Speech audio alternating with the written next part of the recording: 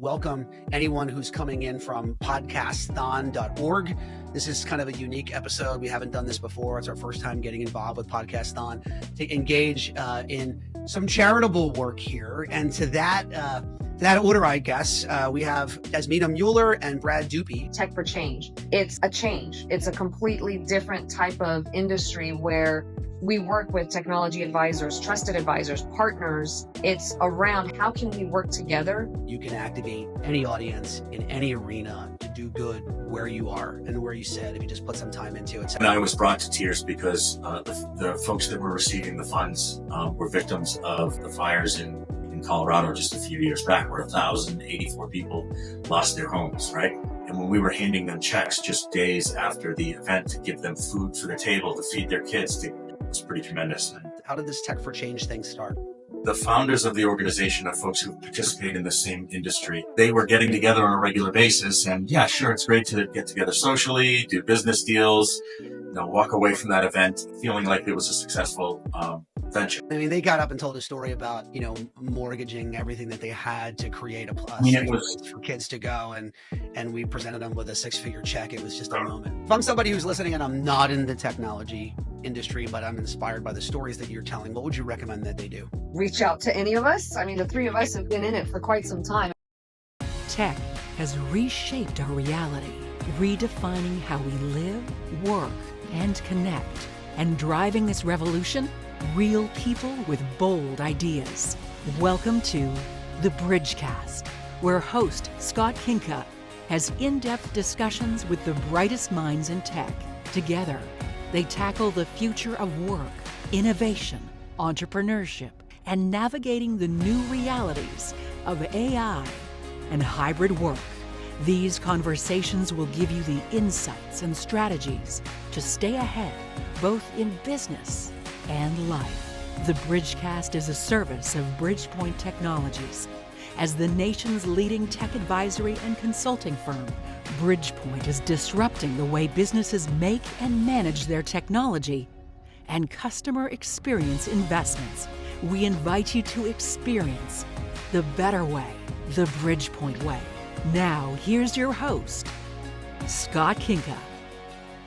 Well, hello, everyone, and welcome to another episode of the Bridgecast. And I'd like to also welcome anyone who's coming in from podcasthon.org. This is kind of a unique episode. We haven't done this before. It's our first time getting involved with Podcasthon, but we're taking an opportunity with the Bridgecast, which is on its 80th episode, its third season now, to engage in some charitable work here. And to that order, I guess, we have two friends of mine on with us today. Jasmina Mueller and Brad Dupy are here with me. I'm going to ask them to introduce themselves and why we're all on together. But again, welcoming everybody to this unique episode. We're going to talk a little bit about maybe doing some good here. So Jasmina, I'm going to start with you. Tell us who you are. Hello, Scott. Yeah, so Jasmina Mueller. I am the Chief Ecosystem Officer at Titan Cloud Storage, but today I'm representing on behalf of our nonprofit organization, Tech4Change. And I've been with Tech4Change for, probably a little over 6 years in different roles, and I guess we'll go into that in a minute. But I'm excited to be on here and share some of our stories. And we'll get to that. Tell us a little bit about the day job. Tell us about Titan. So Titan Cloud Storage is not just a cloud storage company, but it's more around storage solutions and cloud solutions. So we work just like any hyperscaler, the AWSs in the world. We also compete with others that have a smaller storage type solution offering, but we've got so many other type of solutions, not just, like I said, around storage, but we've got VMs, database as a service, infrastructure as a service. So we've got a little bit of everything to really kind of differentiate ourselves within our industry, but more so for the end users out there looking to do an alternative to storage solutions. Fantastic. Thank you, Jazz. Brad Dupy, how are you? Tell us a little bit about you, Brad. Scott, thanks for having me. I, by day, Batman at night, of course, but by day, I work for an organization in technology and telecom out of Boston, Massachusetts called Granite Telecommunications. And we're in the business of making internet access easy for large multi-location businesses, right? When you're a company like Walmart or other similar companies where you have lots of locations, it's pretty complex in North America. So we simplify that for them by becoming the person who sources all of that, services and supports it, and turns out to be long-term relationships, because once they get help from us, it's a big challenge for them to go back, so to speak, to just dealing with AT&T over in one corner and Verizon in another, say. Completely. And we've had multiple members of the Granite leadership team on the pod at different times. That's and right. we'll make sure to get a link to those episodes down in the notes as well. But speaking of things that we want to get into the notes on the episode for people to click on, we happen to be here for Podcast-thon. So tell us why this unique collection of technology leaders are together on the phone here today. What brings us all together? Well, I got to say that it's actually the driver behind the organization is the fact that there's a collective opportunity, right, for us to come together and help those organizations and those folks who are more challenged than we are.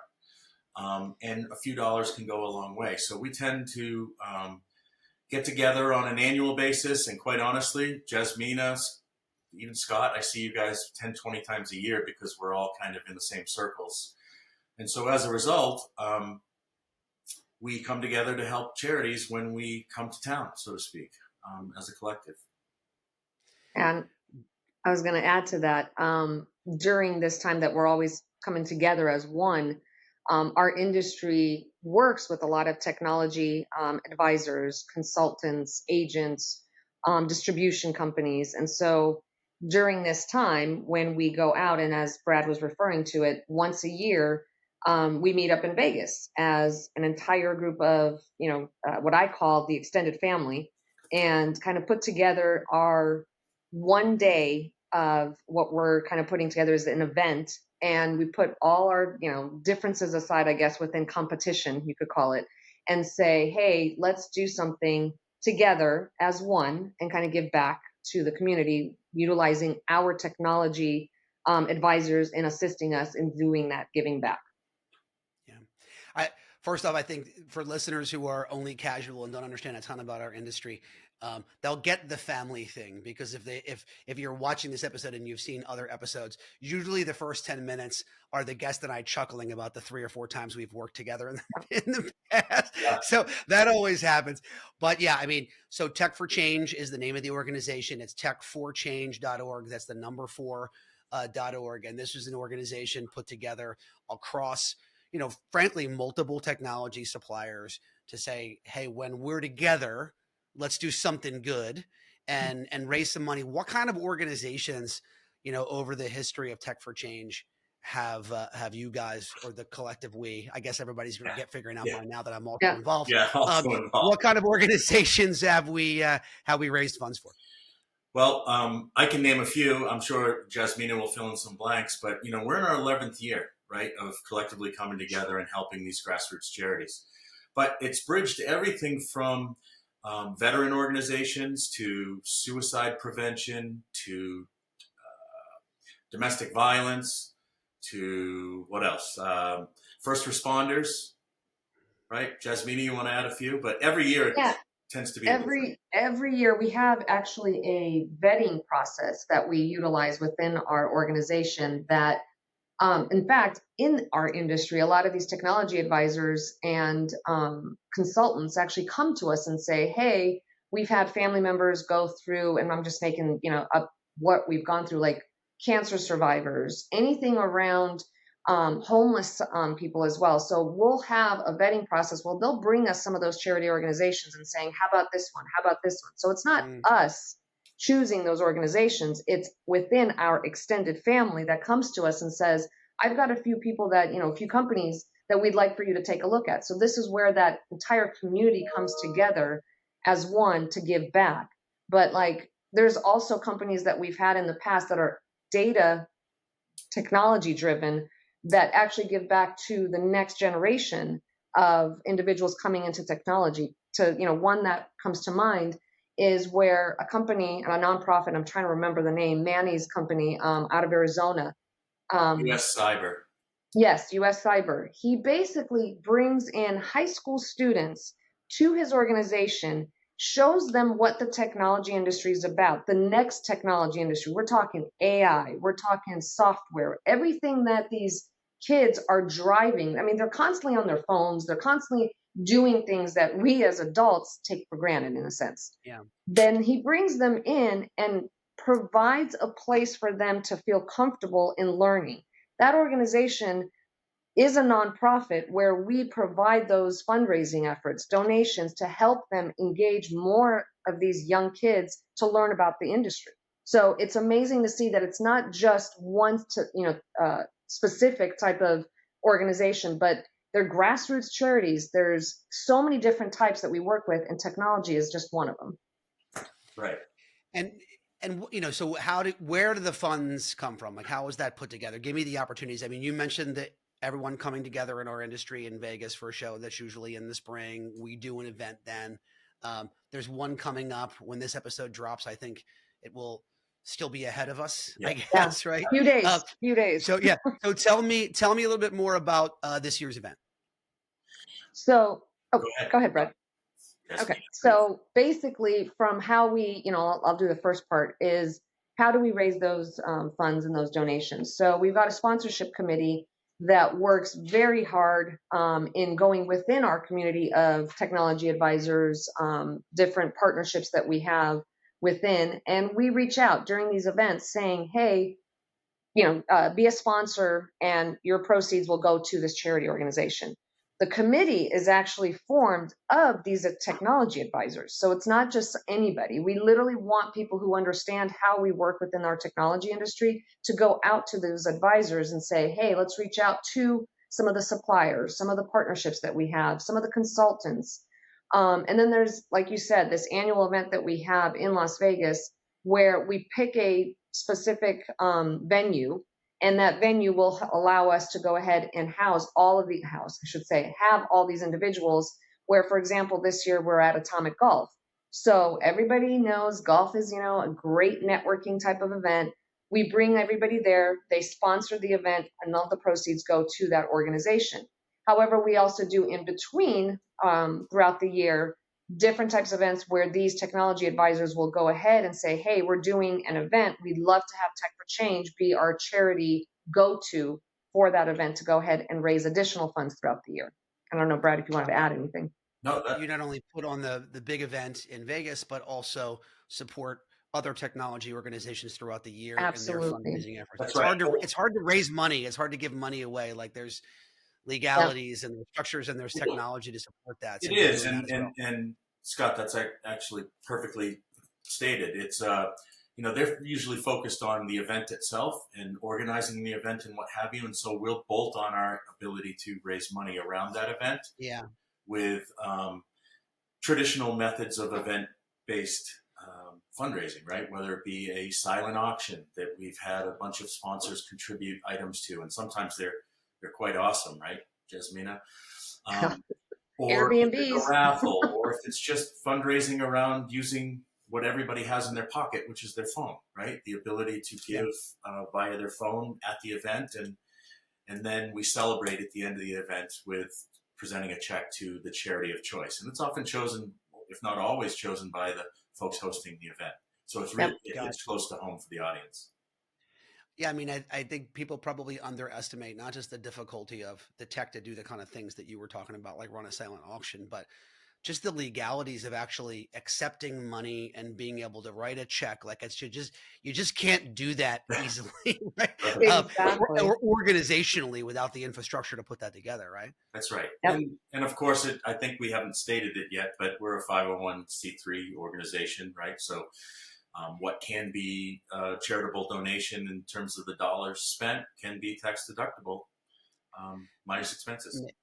Makes perfect sense. So, so the event's coming up, the Atomic Golf event. Who are you guys taking care of this year? Tell me about the charity. It's called Second Alarm Foundation, and basically what it is think about, and I always give an example. Think about individuals that are on a wait list for an organ transplant, for example. those individuals are now having to wait for the person or persons or companies that have to transport that organ. Well, those companies need our help to be able to go ahead and have those funds to help those organs get to their locations safely in a timely manner. That's just one way. The other portions that they do are first responders. Those first responders need any assistance and all. And so Second Alarm Foundation has that ability to do first responders, organ donation, what do you call it, location movement and all that. So it's a great foundation. It was actually brought to our attention by one of our technology advisors, just based off of personal experience as well. That's an amazing story. So tell us, I mean, you said 11 years earlier, Brad. Right. That's pretty amazing. What was the genesis? Like, how did this Tech4Change thing start? We've been talking a lot about events, but the founders of the organization are folks who participate in the same industry.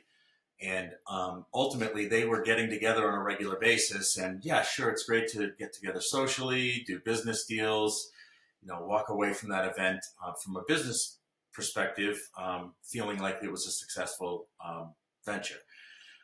Just didn't have it all, right? So ultimately, they decided that, this is a pretty successful group of people, and it can be in the thousands for some of these events coming together. Independently, they run their businesses, and the thought was, why aren't we doing something when we roll into Las Vegas or we roll into Scottsdale for whatever event it is during that year as technology companies? Why don't we collect money from that audience and pool it and give it to an organization, either that's local to the event or that's we consider grassroots by our definition. And that's usually where most, if not all, of the money flows down through to the cause itself. And so it took off, right? The first year was pretty successful, and it wound up now then becoming a golf event because when in Vegas. Yeah. It's nice to see that only a few $1,000s, if not tens of thousands or $100,000, can go right to the organization and truly make an impact, like a grant, right, for education, like Jasmina said, or in one case, we actually helped the trauma center, the Soul Level 1 Trauma Center in Las Vegas, help. They helped over 500 people in that mass shooting in Las Vegas that everybody remembers. We were able to help them out pretty substantially because they were the sole place where everybody was brought when they were injured. Wow. So the impact part of it is why we do it, right? And we're grateful for it. It's 100% volunteer as well, Scott. Like, if we can give 100% of the money to the charity, we will do that. There's nobody paid on our board or the dozens of volunteers that help us out with each event. That's amazing. Jazz, you wanted to add something? Yeah, I was going to say the other thing for, specifically for this Vegas event, we pretty much kick off the event because we're the ones who kind of start it. Kind of like you said, Brad, golf in Vegas is a big deal.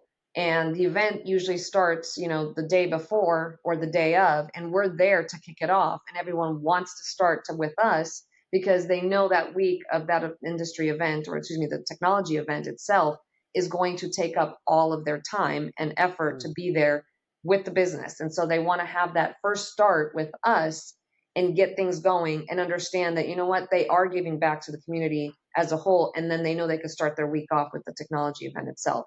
It's a great feeling knowing that you can be part of something while you're there for your business itself. And that's how it's always been. Care to share anything? Like, are there any benchmarks? What kind of funds have you raised over the history? What can you share with the audience?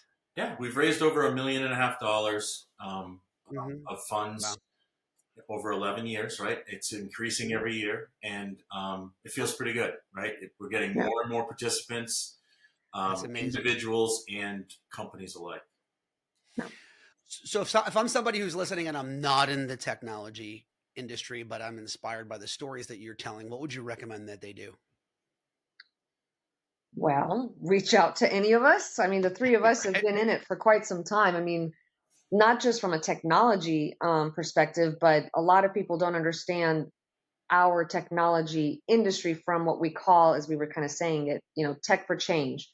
It's a change. It's a completely different type of industry where we work with technology advisors, trusted advisors, partners. And when we say partners, we talk about partnerships. It's around how can we work together amongst each other in a manner of giving back, but also understanding how our industry works from technology. There's so much out there. It's not just what we're thinking. It's not just technology. Right now, as we all know, AI is just taking over, and everyone goes, great, I'm going to be taken away from me as an individual, as a human, by an AI bot or whatever. And I'm noticing more and more people are saying, you know what, there's a way that we can work it together to still be human. But I think a technology industry, there's so much more around it. It's crazy how it's grown and how we kind of incorporate it in this case with our Tech for Change. It's a different animal. Yeah. Yeah.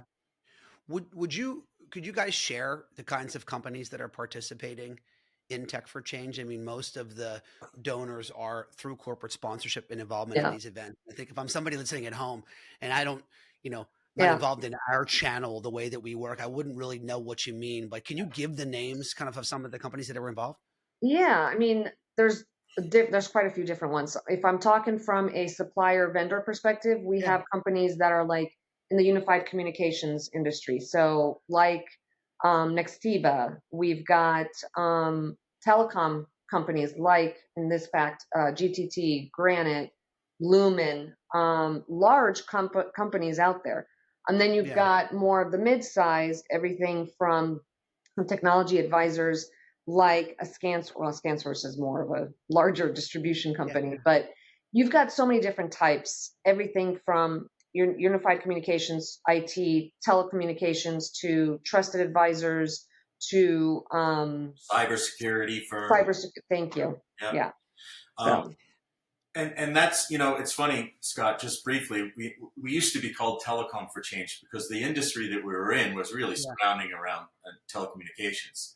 And it was fitting just a few years ago where we changed it to Tech for Change, and we've seen our audience expand wildly, right? The ability to move into other segments because it's really all about technology. Even telecom is about technology Yeah. these days.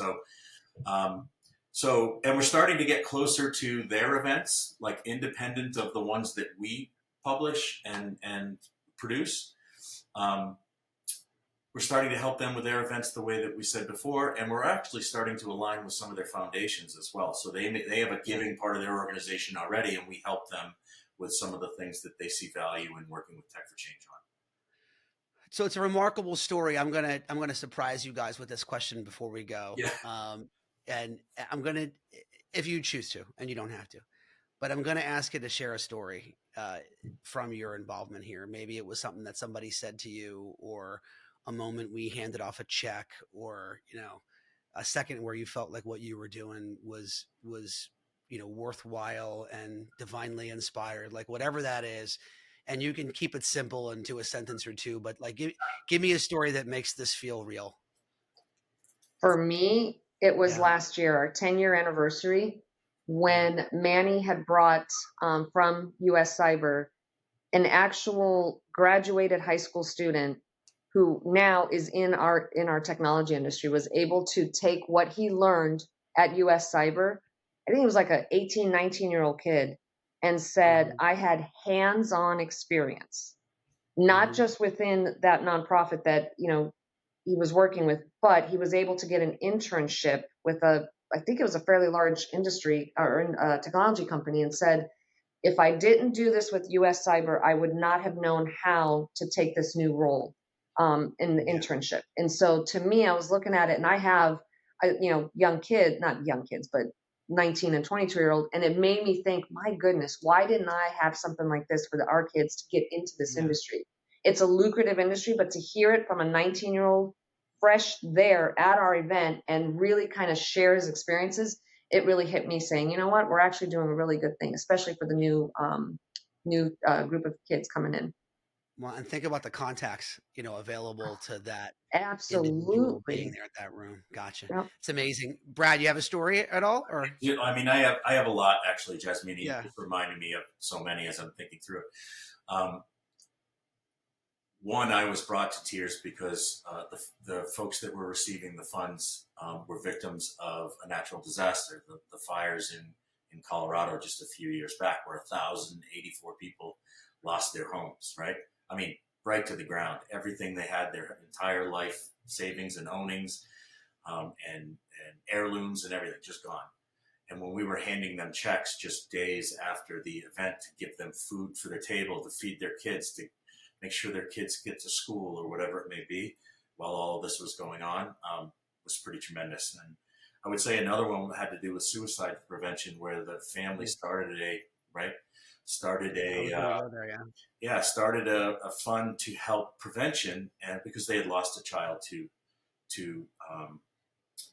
suicide. And quite honestly, that story continues on. His brother, the victim's brother, wound up going to the Olympics and winning gold medals. After that, in his name, right? So it was very cool, and it was in the paraplegic. That is why it's amazing. Yeah, and I mean, they got up and told a story about, mortgaging everything that they had to create a safe place for kids to go, and we presented them with a 6-figure check. It was just a moment. Like what a great. Yeah, and then so to Jasmina's point, that kicks off the event, right? Like when one that we founded, right? The one that we hitched our wagon to in Las Vegas, that's how we start our event for the next 3 or 4 days of doing business after that. It's a really good feeling. That's amazing. Yeah. Well, look, if you're listening to this and you're inspired and you want to know how you can help, tech4change.org, we'll have the link in here. But even if it's not us, I think the whole point behind the podcast-thon in general is to just say, get involved. This is attached. Absolutely. This charity and our events are attached to, technology events in Las Vegas, right? It's, on one hand, it's kind of the height of opulence. On the other, it's, you can activate any audience in any arena to do good where you are and where you sit, if you just put some time into it. So I want to thank you both for being willing to get on and share a little bit today. I want to thank you for everything you've done with Tech4Change and for working with me on that. That's awesome. And of course, thank you both for being here with me on the Bridgecast. I hope to catch you on an episode where we can talk tech at some point in the future. And as always, it's so good seeing both of you. You too, Scott. Thank you. Likewise, Scott. Thank you for volunteering for so long to help us out. Exactly. Yeah. Thanks, guys. Listen, if you made it this far, there must have been some good content, or you're just a fan or a relative of mine. In either case, we appreciate you spending your most valuable asset with us, your time. We don't take that lightly. We'd also like to say one more time that we're appreciative of Bridgepoint Technologies and their belief and sponsorship of this show. We hope that if you or someone you know is thinking about your company's digital transformation, or simply the next IT project that you may not have the resources, budget, or time to get to, I'm sure that Bridgepoint, one of the country's fastest growing technology advisory and procurement firms, can help. Check out bridgepointtechnologies.com. Don't forget the E on Bridgepoint, or simply reach out to me at Skinka, SKINKA, at bpt3.net.